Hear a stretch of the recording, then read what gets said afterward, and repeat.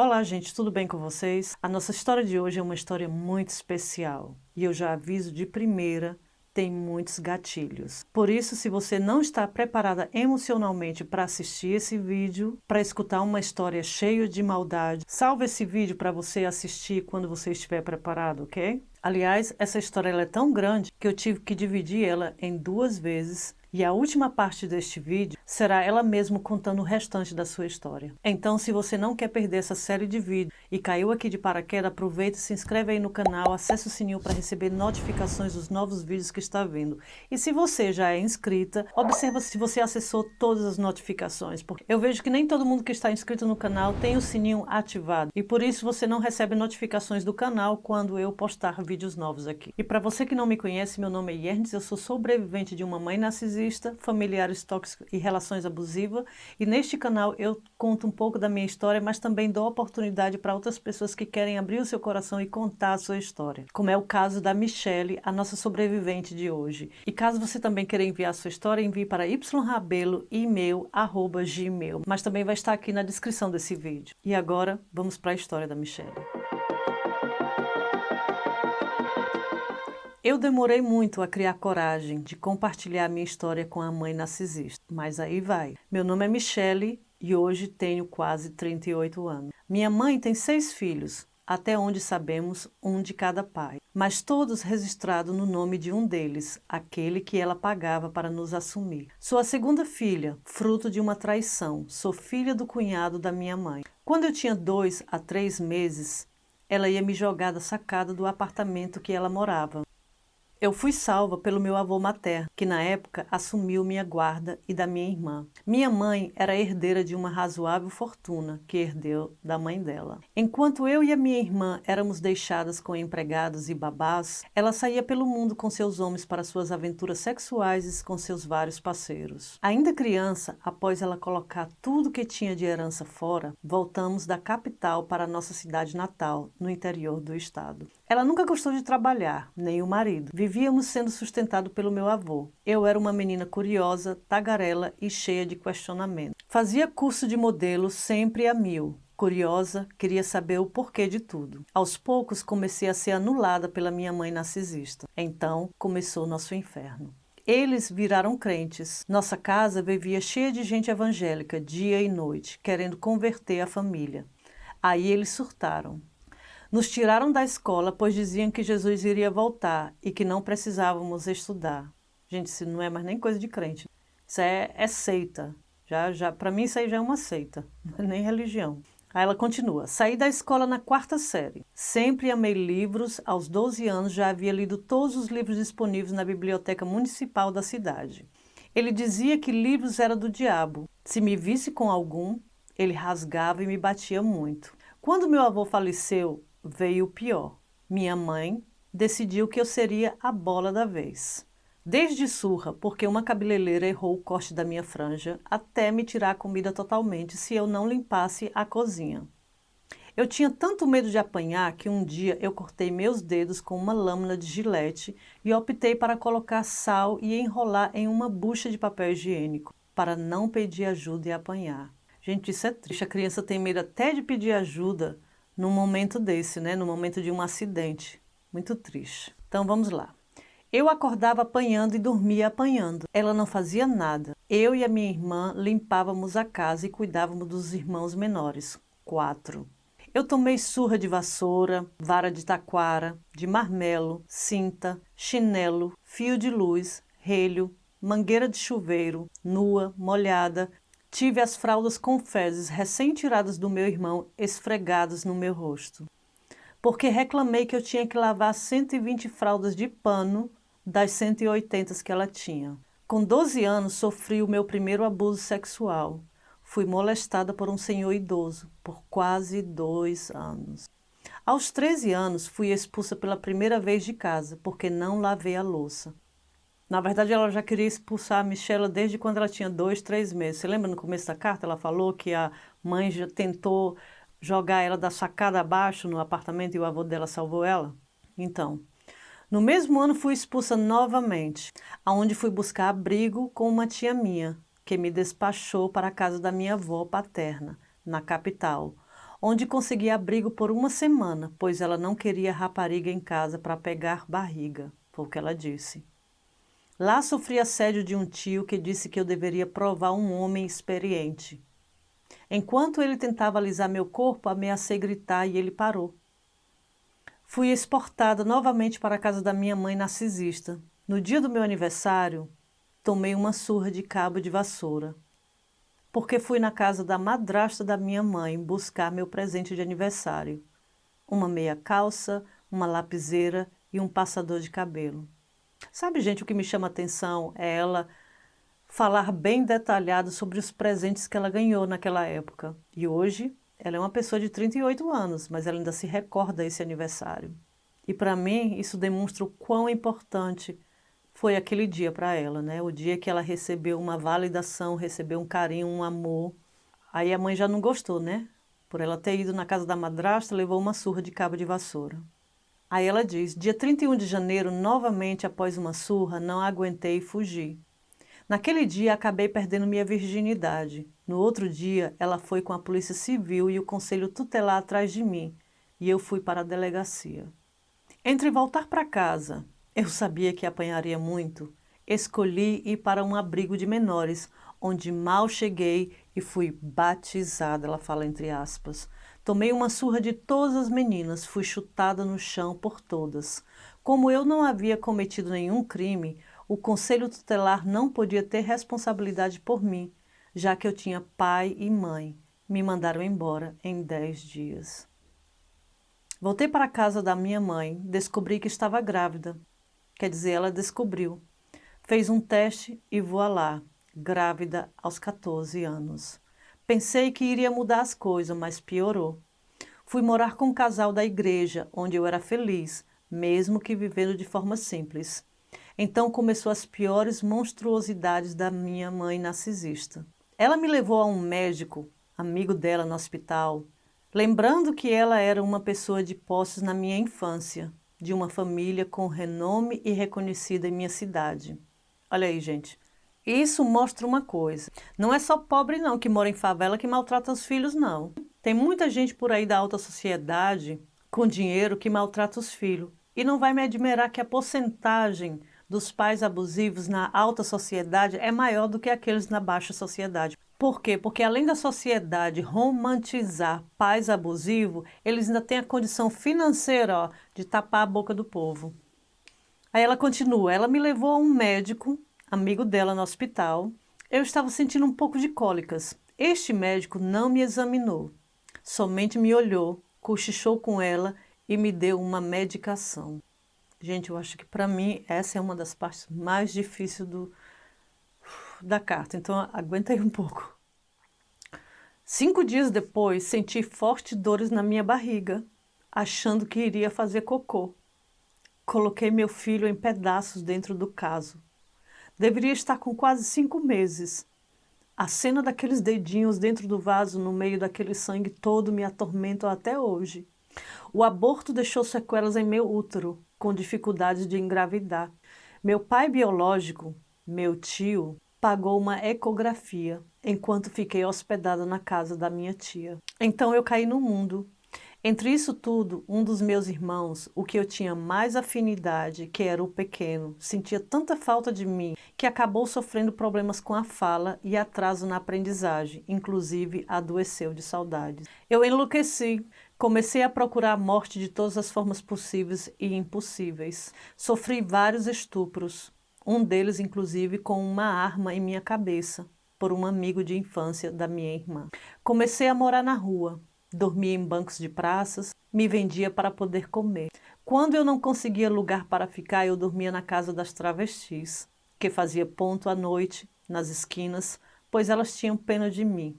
Eu era uma menina muito bonita, uma isca para abusadores na madrugada das ruas. Durante quase 3 anos rodei por esse mundão, onde Deus foi meu único companheiro. Novamente, fui estrupada, parei nas mãos de bandidos. Fiquei em cativeiro por meses com um bandido, sendo obrigada a me tornar a esposa nífita dele. Consegui fugir em um dos passeios com ele. Ele me viciou em drogas pesadas. Ele era traficante irmão do comandante do tráfico. Consegui fugir e novamente rodei o mundão, até que, com quase 17 anos, voltei para a minha cidade. Descobri que o meu avô materno, ao falecer, havia deixado uma generosa pensão de 11 salários para mim e minha irmã, e uma propriedade de alto padrão na capital. Minha mãe vivia a vida de madame, desfilava de carro novo pela cidade com a minha herança. Cheguei na minha cidade no dia 28 de outubro de 99 e já no dia seguinte conheci o primeiro amor da minha vida. Começamos a namorar e a tortura recomeçou.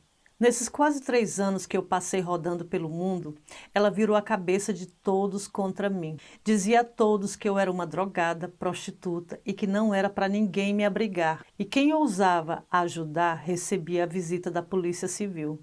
Para os amigos da sociedade, ela dizia que eu estava casada com um fazendeiro vivendo bem. Para os familiares, eu era o lixo, a rapariga, a prostituta, que ninguém podia ajudar. Meu namorado na época escutou toda a história e se dispôs a ficar comigo. Enfrentamos um novo inferno. Ele vinha de uma família muito pobre, pobre mesmo. O quarto dele era de chão batido, usava uma patente pois não tinha banheiro. Alguns familiares dele sabiam de que família eu era, então dizia que eu era uma patricinha e não me aceitava na favela. Depois de 4 meses de namoro, quando eu estava me arrumando para sair, meu pai, padrasto, disse que se eu não voltasse às 18 horas, eu não entraria em casa. Eu, com 17 anos na época, me pediu a chave do portão e me ameaçou com o conselho tutelar e juizado de menores. Debochei dele e disse que não tinha medo, até porque não havia cometido crime. Levei um tapa no rosto. Olha aí, gente, atrás de cada agressividade de um jovem existe uma história. Não vão me entender mal, não. Existe sim jovens mal criados, mas quando se vai buscar lá no fundo do baú, sempre encontra o motivo por que aquele jovem está agindo daquela forma. Olha aí a Michelle, depois de tudo que ela passou, chegar em casa às 6 horas da tarde, para ela podia brigar o que brigasse. Ela já passou por tanta coisa difícil, tantas dificuldades, que chegar às 6 horas da tarde não ia mudar a vida dela. Era como estava funcionando a cabeça dela naquele momento. Como ela mesma disse, ela debochou da cara dele e disse que não estava nem aí com medo, que não estava com medo.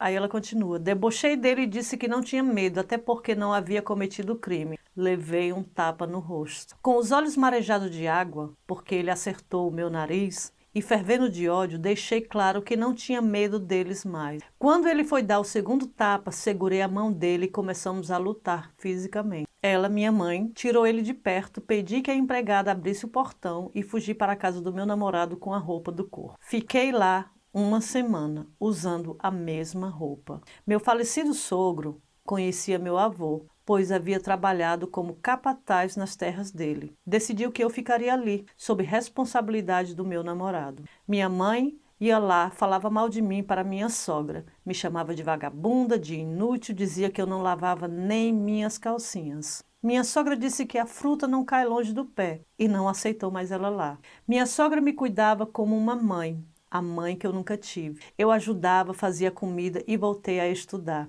Tá vendo, gente? Um pouquinho de atenção já faz muita diferença. Minha irmã conseguiu reverter a situação e no final do ano comecei a receber a minha pensão. Aluguei uma casa e saí de lá, pois minha cunhada tinha muitos ciúmes do apoio que eu recebia da minha sogra, da família do meu namorado. Minha mãe tentou infernizar, mas o meu, já marido, expulsou ela da minha casa e ameaçou ela e o meu pai, padrasto, né, que ela quer dizer. Vivemos 8 anos juntos. Destes 8 anos, 7 anos eu tentei engravidar. Quando desisti, veio o meu presente de Deus. Meu filho era gêmeo. Um morreu ainda na gestação.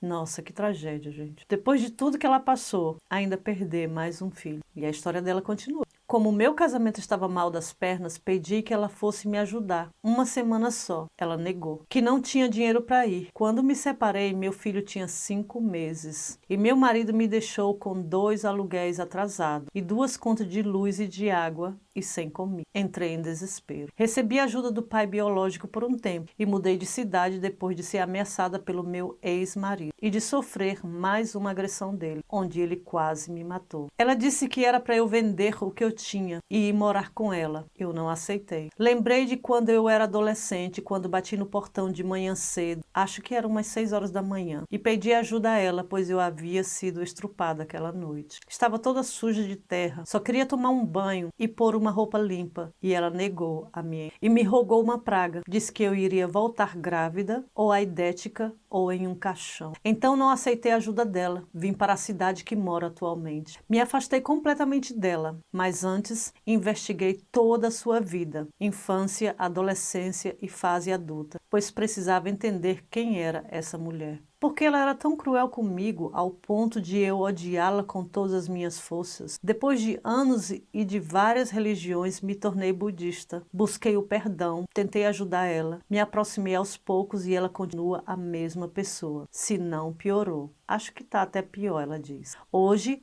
ela mora em... Ela fala o nome do estado aqui, que eu não vou falar, né? Porque não vem ao caso. Hoje ela mora perto de 2 irmãos em outro estado e uma irmã. Se faz de vítima, toma os remédios de qualquer jeito. Ela toma a mais para passar mal de propósito. Ela tem quase 150 quilos, diabética, cardíaca, hipertensa, asmática. Se faz a vítima da sociedade, abandonada pelos filhos ingratos. Oh, mas essa é a clássica delas. É a clássica. Quando chega na velhice, é a clássica. Falou tanta coisa no posto de saúde que os filhos foram denunciados para assistente social, aonde dizem que nós somos obrigados a cuidar dela, pois abandonamos nossa mãe cheia de comorbidades. Eu ainda vou fazer um vídeo sobre isso, viu? Sobre essa lei que os filhos, pais abusivos, são obrigados a cuidar deles quando tiver velho. E para quem já me segue nesse canal, já sabe que a minha opinião não vai ser daquelas boazinhas, não. Até para rasgar o verbo mesmo. Vai desagradar muita gente. Aí ela continua. Ela é tão forte que teve o vírus, que você já sabe qual é o vírus, que eu não vou nem falar, porque a gente não está sendo autorizada a falar em vídeos no YouTube o nome desse vírus. Então ela fala, ela é tão forte que teve, né, o vírus, os pulmões dela funcionam 30% só. E tá bem. Quando ela morou, ela fala o nome do estado, com um dos meus irmãos, aquele meu irmão que tenho mais afinidade, ela torturou ele ao extremo. Deixou de tomar algumas vezes os remédios para ter um ataque cardíaco, ela fala entre aspas, quando meu irmão arrumava uma namorada ou dizia que iria embora. E assim ela é, até hoje. Câncer, ela já teve mais de 1000 vezes. Nunca teve nenhum, ela diz aqui. Quer dizer, para os outros, ela já falou que teve câncer mais de 1000 vezes. Agora está tomando insulina, tomou a mais de propósito e diz a todo que teve um AVC, pois insulina demais te dá atraso na fala. Olha só, a pessoa ela é tão macabra que ela sabe o efeito que uma medicina vai dar que parece já com outro efeito, que é para poder fazer o drama, né? Não sei não. Hollywood está perdendo com essas mães narcisistas por aí, viu? Eu mandava às vezes algum dinheiro para ela, para ajudar, pois ela havia separado daquele homem que nos registrou. O que fez ela abandonar na época os 3 irmãos menores na casa da avó paterna para ir de um estado para o outro. Ela também fala o nome do estado aqui, mas eu não vou falar. Para viver com outro homem como amante. Aí ela fala, bem, eu não entendi bem essa parte, mas ela quer bem dizer que hoje a mãe dela mora em outro estado, faz pequenas peças, eu acho, para vender, vive pedindo esmola em grupos de Facebook, pedindo linha de crochê, dizendo que é uma pobre coitada. Vende panos de prato e guardanapos de crochê, como a vovó coitadinha, doente e abandonada pela família desnautada. Essa é a nova imagem dela, ela diz. E eu, nova vida, outra cidade, longe dela, meu trabalho, meu filho e meus cães. Que cada um fica com seus demônios, ela com os delas e eu com os meus. Só queria distância. Pouquíssimas coisas que ela fizer pode me abalar. Eu tento nem pensar no que ela é capaz, apesar que hoje minhas armas são muito mais fortes que as dela. Eu não vou ter piedade se eu tiver que ir na frente de um juiz. Superei a maioria dos traumas e nem tento mais pensar nisso. Demorei muito a ter coragem de contar a minha história. Resumi muito aqui. Mas quem sabe minha história pode ajudar alguém, né? Inspirar, sei lá. Nada está perdido, ela diz. Aprendi muito com tudo o que passei. Hoje estudo, faço faculdade, tento o máximo a ser uma boa mãe, Aí ela fala aqui, a última palmada que meu filho ganhou, acho que tinha uns 7 ou 8 anos. Hoje ele tem 13 anos. Depois que me analisei, vi que estava sendo tão rude quanto ela e mudei 100% com meu filho. Gente, não tem coisa mais bonita do que isso. Filha de uma mãe narcisista que resolveu ter filho, experimentar o amor verdadeiro entre uma mãe e uma filha. Muito lindo isso, e eu falo porque eu sou mãe. Hoje tenho o melhor amigo, parceiro e companheiro que poderia imaginar. Minha bênção divina. Um grande beijo a todos e obrigado pela oportunidade. Uau, essa história realmente é uma história muito, muito chocante. E isso, gente, não é nem um pouquinho, né? Isso é um resumo, como ela mesma disse. No nosso próximo vídeo vai ter um áudio dela explicando com mais detalhes e também mais coisas sobre essa história. E a única coisa que eu tenho a falar, Michele, você é uma pessoa mesmo guerreira. Sobrevivente não é a palavra certa para você, você é uma guerreira. E, gente, conversando com a Michele, porque depois eu conversei com ela, a gente conversou um pouco pelo WhatsApp, uma pessoa maravilhosa, uma pessoa de espírito muito, muito bonito, muito positiva. Apesar de tudo que aconteceu na vida dela, aí ela conta também que aquilo ali foi só um resumo, que existe muito mais outras coisas. Que sempre perguntava a Deus qual era a missão dela na vida, né? Porque ela acredita que ninguém passa por tanta coisa se não for por um motivo. Aí ela conta que o filho dela sabe da história dela toda. E muito mais sobre esses detalhes ela vai falar no próximo vídeo. E para você, Michela, eu repito mais uma vez, você não é uma sobrevivente somente, você é uma guerreira. Tudo que você passou. E por você não ter vergonha de contar a sua história já significa o quanto você venceu. Porque ter vergonha do nosso passado é ter vergonha de quem a gente é hoje. E você não tem. E para você que está assistindo esse vídeo, deixa o seu like como suporte para a Michele. Deixa o seu comentário, compartilhe, para que as pessoas venham ter consciência que elas não estão só na luta dela. E que nós temos que lutar contra essa sociedade que apoia pais abusivos. Pais bons merecem ser reconhecidos. Pais abusivos merecem ser castigados. Como nós acabamos de ver nessa história, monstros também podem ter filho.